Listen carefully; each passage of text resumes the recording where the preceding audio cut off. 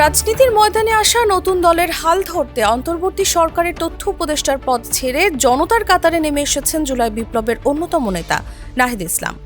পদত্যাগ করে জানিয়েছিলেন সরকার থেকে নয় বরং রাজপথে জনগণের সঙ্গে থেকে কাজ করতে চান তিনি।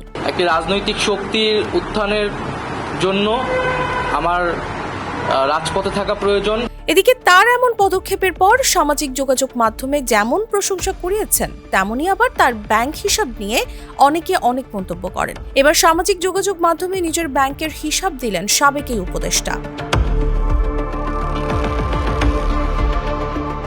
বুধবার সোশ্যাল মিডিয়ায় নিজের ভেরিফাইড ফেসবুক পেজে এক পোস্টে ব্যাংক হিসাবের ছবি সংযুক্ত করে তিনি লেনদেনের বিস্তারিত তুলে ধরেন।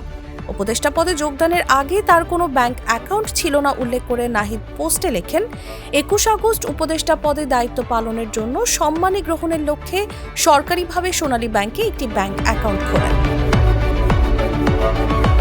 তিনি জানান সেই হিসেবে ১০,৬,৮৮৬ টাকা জমা হয়েছে এবং ৯,৯৬,১৮৮ টাকা উত্তোলিত হয়েছে। সোনালী ব্যাংকের এই অ্যাকাউন্টটি ছাড়া তার আর অন্য কোনো অ্যাকাউন্ট নেই বলেও জানান নাহিদ।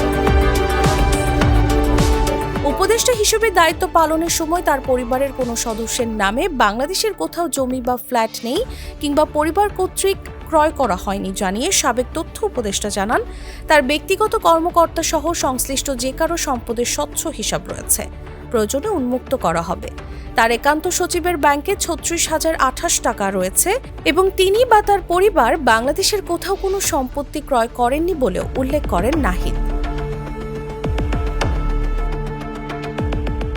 তথ্য অধিকার আইন ২০০৯ অনুযায়ী বাংলাদেশের যে কোনো সরকারি দপ্তরে এই তথ্য যাচাইযোগ্য বলেও মন্তব্য করেছেন নাহিদ। তাসলিমা তিথি, জাগো নিউজ। আমার একটা স্মার্ট সিদ্ধান্তে 25% গ্যাসের খরচ কমেছে। ভাবছেন কিভাবে?